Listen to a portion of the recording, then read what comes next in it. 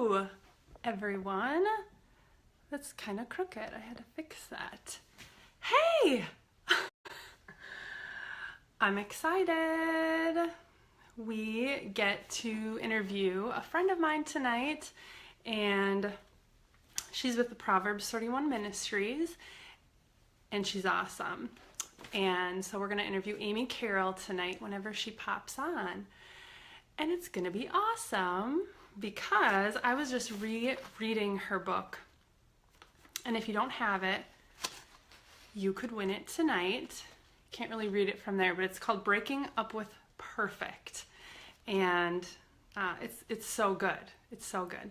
So that's who we're interviewing tonight. I'd love to know where you're watching from. I already know where someone's watching from. Who's on here with me? Shelly Fields. But yeah, you guys, hi. So my daughter is actually upstairs. My 8-year-old daughter took a 3-hour nap today, so she's not sleepy yet. So she's upstairs with my awesome friend Shelly. I love you. And she brought me a blizzard tonight. Actually, she did not bring me one blizzard. She knows me so well that she brought me two. Two large blizzards, actually. I think she loves me, so thank you for that. I needed it, both of them. So yeah, we're just gonna wait for Amy to bop on, but I have a whole list of questions to ask her because her interview was that good. If you have not read that yet, it's on my website and I'll post it here. Hey, Amy's here. But I'll post it in the comments once we're done. So you can be able to read it later. We're gonna invite Amy on here.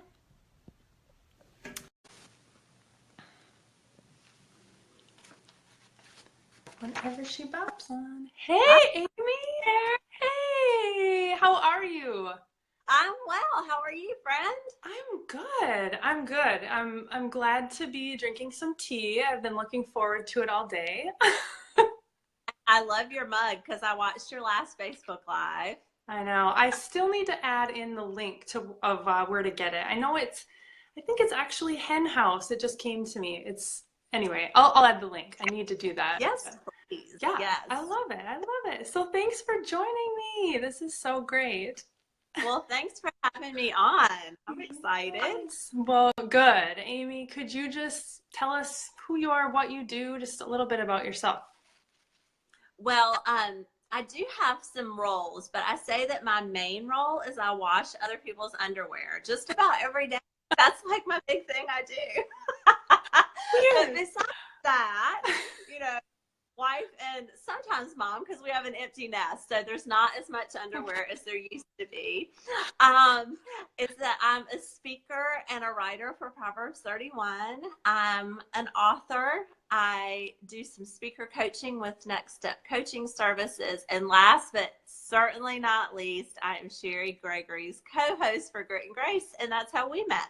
Absolutely. Yes. Yes. Love the podcast. And I'm going to be putting all of those links for everyone at the end so that they can follow each of those because they're amazing. So thank you for that. Well, Amy, you finished up an interview for me for my website a few weeks ago, about a month ago, and it was amazing. So I wanted to kind of just have you on so that we can pick your brain and chat with you more about just the wisdom that God has shown you throughout your marriage. And one of the things you talk about, one of the questions I asked you was this. I said, were there any unhealthy expectations you had going into marriage that you later learned were not helpful? And you shared openly about how you have a tendency toward perfection. So what did that look like? This perfectionism within you, what did that look like within just even your own self and then within your marriage as well? Well, certainly perfectionists, I think, are hardest on themselves, but it doesn't stop at ourselves, that we are going to help you be perfect too.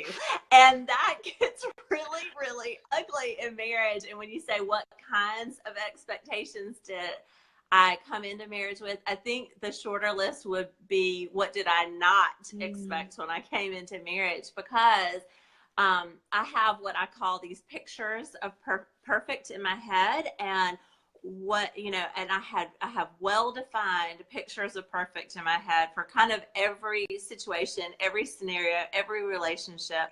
And it's something that I still battle, but as a newlywed, I did not have that under control. And one of the great blessings of my life became a little bit of a stumbling block for me, because my parents have an amazing marriage. And so one of the things that I did is I thought that their marriage was a model of perfection, and that those things should happen in my marriage too. And that just, no two marriages are alike. And I really want to drive that home tonight, because I think sometimes we're always looking for these formulas, especially if we tend towards perfectionism. If I can just figure out what the formula is, then I'll have this result that I want. And when you've got two people, individuals in a marriage, created uniquely by God, there's not a formula. Yeah. And I was always trying to fit my marriage into the formula that I thought my parents had. Interesting.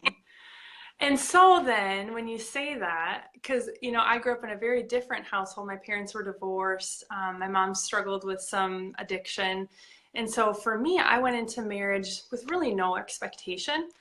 Or if anything, I expected it to be kind of chaotic and unstable.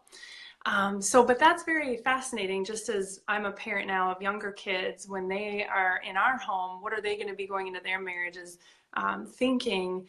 If they saw, my husband and I a certain way, that can actually kind of hinder them, as you're saying. Even though it's a blessing to show healthy marriages. It is. It's a huge one. Yeah. And probably for you as a mom, when your girls are in a serious relationship, to say, hey, this isn't going to look just like your dad and I. And I think my mom would have said that to me if she had known what kind of crazy was going on in my head. Yeah. One example that I give in my book, Breaking Up with Perfect, that I think I also talked about in your article, is that this is such a silly example, but my parents always went to bed at the same time, and they always got up at the same time. And I just thought that this is the way it's supposed to be. I mean, really good marriages, this is the way it happens. Except Barry's a night owl and I'm a morning person. And so he would stay up and I'd go to bed by myself, and then I'd get up, and eventually he would get up, and then the biggie was that my parents, they got up at the same time in the morning, and they had this ritual of making the bed together. And it really was sweet, and it still is sweet. It's so cute. And I like some smooth sheets. I mean, smooth sheets, they're really important to me. And Barry could care less. And he doesn't care if the bed is made. And he never really knew that I cared, because I didn't tell him. I bet probably 15 to 20 years, I carried this I would have told you I had a happy marriage. And I think the people around us would have said that. But I carried this kind of low level discontent about stuff that is silly. And it wasn't just that one thing. That's just a picture of one of a jillion things. Yeah. This low level discontent that my marriage was flawed in some way. And about the craziest things. And when I shared that with my mother, she died laughing. And she's like, really? Yeah. That's how you measured the success of your marriage, was whether Barry got up and made the bed with you? Yeah. And she's like, your dad and I aren't perfect either. But that was just something that had, that was a picture of perfect in my head. Yeah. Yeah. So thank you for sharing. That's so sweet. It warms my heart, but a struggle for you at the same time. So then, as I hear you talking about that, I think then that would sort of translate, that low level discontent could easily translate into the need to control and micromanage and What? correct. What? I don't do that, but I'm sure some people do. But right, I mean, how did that look, and how did Barry, did he communicate that that was hard for him while you would correct him, or, you know, how did that dynamic look in your marriage? Well, for a long time at the beginning, I made the mistake that a lot of women make, which was uh, I don't like conflict a lot. So I would just go behind him and redo it. Mm.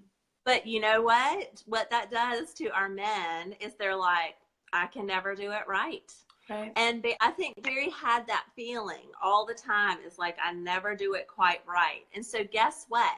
They don't do it anymore. Why that is a big surprise to us, Right. I'm not sure. Right. You know, and I read an article, I think a couple weeks ago, and I think it was in Harper Bazaar. It was like a link on Facebook that I followed. And it was this woman who wrote this whole article about how she carries the weight of her household, and her husband, you know, just doesn't get it. It was this whole article about that. And when I read her examples, I was like, I don't think it's that her husband doesn't get it. I think that her husband doesn't do it the way she would do it. Yeah. Those are two totally different things. And so I did learn early on that I needed to back off, that there's not just one way to load the dishwasher. Right. And there, you know, Wait, what? some people smooth sheets and some people don't care about smooth sheets. Right. So I had to give up some of those things. And I learned that pretty early on, that if I wanted help, then I needed to allow for him doing it his way. I think that's a big struggle for wives, especially, I would say, maybe not, but in the season of young kids where we really, I mean, there's just so much work happening. Like you said, more underwear, more socks, the diapers, the more dishes, the just more everything happening around in the home. And so I think that's a big struggle right there, is our tendency to correct or control how things are happening. I hear some women say, you know, he won't dress them correctly, so I have to do it, or he won't this or that, and so you know, and like you say, it's not necessarily that they're not willing to help. They are, but they've learned maybe over time that I'm not going to do it right anyway, so why even bother? And it's easier than if she just does it. So I think that's really key, to even just hearing that from, you know, from another wife, that we have a responsibility to learn to back off and to recognize if we want help, to encourage the work they are doing, Yes. and praise them for that and thank them for that, because especially if we have gotten into a pattern of, like you're saying, and which I was myself as well, of continually correcting, where then he just kind of gave up, they'll need even more encouragement to kind of get back in the game, per se, and to start trying and feeling good about what they are doing. So that's really important, but hard to do too. It is hard to do. And some of it is really giving up those pictures of perfection in our head, just giving them up, recognizing where we have them and deciding, like, am I going to hold on to this to the detriment of my marriage, or am I going to let it go and let him do it his way, even if it's not really to my standards, you know, and be thankful for it. And, you know, I mean, we like to be appreciated for the things that we do, and so do our men. And, you know, I think one of two things happens in marriages when there's conflict or there's critique from a wife, is either the husband gets mad and there's a fight, or in the case like Barry, is he doesn't want to fight with me. He really sees himself as being on my team, and so he withdraws. Yeah. And so it's more of a reaction of withdrawing, and that neither of those are ideal. Yeah, it's a choice. It really is a choice to give up those pictures of perfection and our thinking that our way is the only way to do it. Yeah. And so you also talk about in the interview, you say, or you explained how Barry's greatest gift to you was that he just appreciated you for you, and he didn't try to change who you were. He just totally embraced and loved on Amy Carroll, how she was.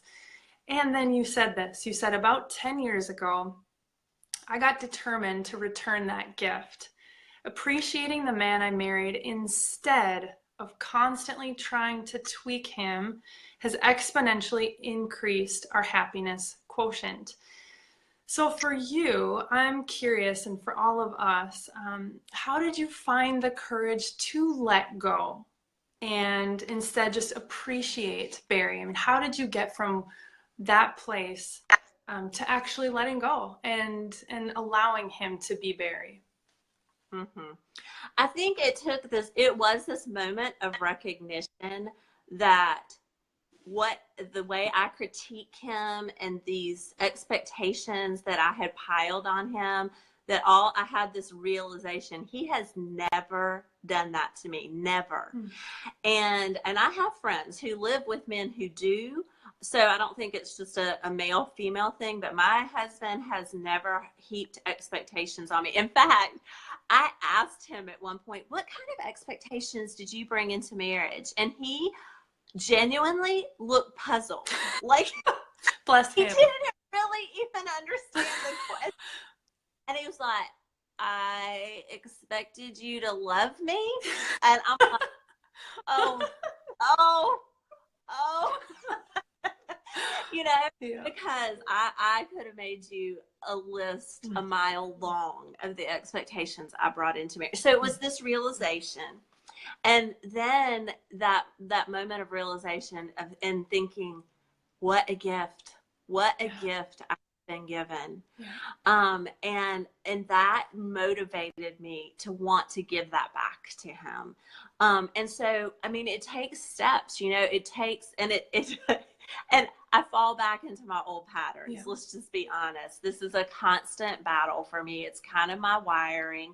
And so I have to recognize when I get in the middle of a situation and I'm starting to feel critiquey, or like I have to, correct, or I have to redo or whatever. I have to recognize it and stop myself, and then try to switch into gratefulness. Mm-hmm. I mean, Barry Carroll, my husband, is has so many amazing things. One of them is not that he puts his socks in the hamper, but when I'm putting the socks in the hamper again, I try to think of all the things that he does do to serve me, that he does do to honor me, that because he's a really terrific husband. And I think that's what we can do, is recognize when we're starting to move into that place that we don't want to go with the expectations, and replace those expectations with gratefulness. Mm-hmm. Thank you. That's so good. So another thing I loved about your interview, Amy, was your response to this question. I asked, what do you see young wives struggling with today? And what do you wish they knew? And you explained a situation with your son. And do you just want to share that little tidbit of story with us? Do you remember what it is?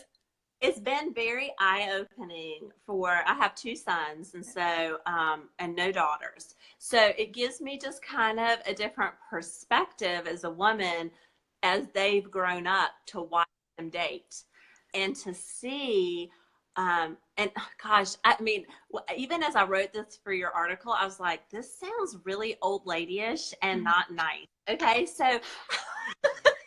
So just know, you younger women, I love you. I really, really love you. But this is why I'm saying it. We need it. But in this generation, I think that there's some good things that have happened with women's empowerment. And I'm all about living fully in Christ as a woman and being empowered in that way. But there has been something kind of nasty, I think, that has happened, and I call it the Disney Princess Syndrome. And it is this expectations that young women have. I think it's not completely generational. I just think it's hyped up in the younger generation, of the way that their men are supposed to cater to them. I mean, it's beyond loving service. It's catering. And so my oldest son was dating this girl. He really thought, and I really thought from what he was saying about her, he was smitten with her. And I really thought, this is the one, she's going to be his wife. And I think he thought that too, going into the relationship. But he called me about 2 months in, and he was so distraught. And one of the things that he said to me is, Mom, I cannot do anything to please her. And he had, Anson, my oldest, he's very discreet. He doesn't share a lot about his friends and stuff. He's very trustworthy and keeps confidences. So it was very unusual for him to be telling me some of these things. Mm-hmm. But he just listed and listed and listed, how many times a week she expected him to see her, and presents that she expected him to give her. And it was beyond, because he's a very kind person. It was beyond kindness. It was, she wanted to be showered constantly. And it broke my heart for him. And it broke my heart for her, because she missed out on a really good guy. Because I just said, this is not what you want a lifetime of. Oh, no, I know. You know? And, I think that just goes with what we've been talking about, of this, the expectation that they're going to be something for us, or fill a void within us somehow, or keep just showing us these gifts of love, or whatever that looks like, whatever that love language might be, that they are going to continue. They should do that if he loved me, they should do this, or he should be doing this or that, or whatever. I mean, it can be many, many things. But it is so dangerous. And I see it also. I saw it in myself for sure in my early relationship with my husband and in our early marriage. And for me, and I think I see this, among other women too, is that it's more prominent in women who don't know their worth, or aren't confident and secure in their identity in Christ. It seems like that seems to be missing, and it did for sure for me. So then we look for it from them, expecting that they will make me feel more loved or worthy or important or appreciated or valued or whatever, all of those things, But would you agree with that? Is that sort of... That is such a great insight, Amanda, and very compassionate too. Because can you tell I'm a little feisty about it? Like don't mess with my voice, I like it, Amy. I like it. But I think that's really true. So I think two things are going on. There's this void because of a lack of worthiness, like you pointed out, which is so good. And then there's a culture feeding Absolutely. us a lie about how that void is filled. Everything from rom-coms to, there was a talk, I was really tuned into this at one point. There was a talk show on one day, and they were talking about what he has to do for me if he's worthy of me. And it was unreasonable stuff. Yeah. It wasn't just, being kind and loving and all of that. It was unreasonable. Yeah. And I thought, no man can live up to a romantic comedy. Right. They're not real. Right. Absolutely. Yeah. Yeah. And so, it's such a struggle. And so yet I also see, like you said, it isn't necessarily generational.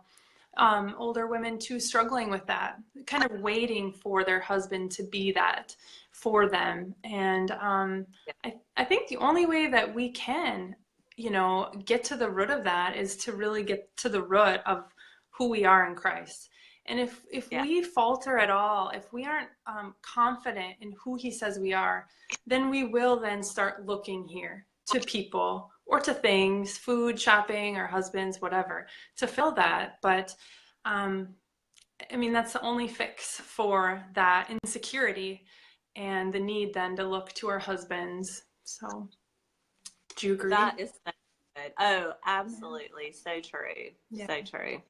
Mm-hmm. Well, Amy, thank you so much. Is there anything else that you want to share? Anything else that came to mind while we were talking? Well, I think as we talked about just expectations, if you can set a standard in your marriage, and it's got to start somewhere, that you outserve each other, that is really begins to be a wonderful thing. You know, when I gave up those pictures of perfect in my head, when I decided I wanted to give that gift back to Barry of just letting him be and really just appreciating him for who he was, it just exploded the happiness quotient in our marriage. I mean, I would have said we were happy before, but we are so much happier now. And, you know, nothing has really changed except what's going on right up in here. Mm-hmm. And so I just want to encourage women, you know, start a habit of gratefulness and start a habit of serving happily. And it's amazing because, you know, a vicious cycle is going in the wrong direction, but this is a cycle. Somebody has to start it, like I said, but if you do it, your husband will probably follow suit after some time.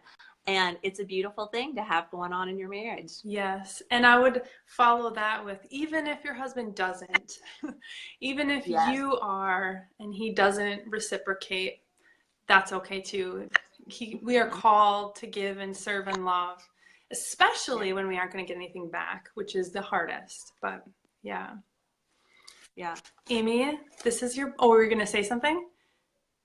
Oh, well, the only thing is that I have a blog post with the link to what you shared at your church coming out tomorrow about and you should put the link in the comments because everybody that watched this tonight needs to watch Amanda's what she taught at her church a few weeks ago because it is fantastic. It spoke to my heart and soul. I was so convicted and I included it in a blog post. It's fantastic. Thank you so much, Amy. I need it too. That's why I shared it. Thank you.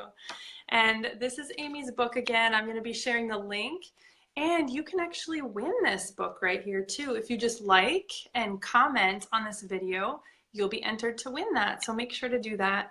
And also Amy's other links I'll be putting in there. So thank you so much again, Amy, for sharing your wisdom with us. We need it every day. So yeah, absolutely. Thank you so much, Amanda, for having me on. Yes, we'll talk with you soon. Bye, guys. Okay. Thank you. Bye.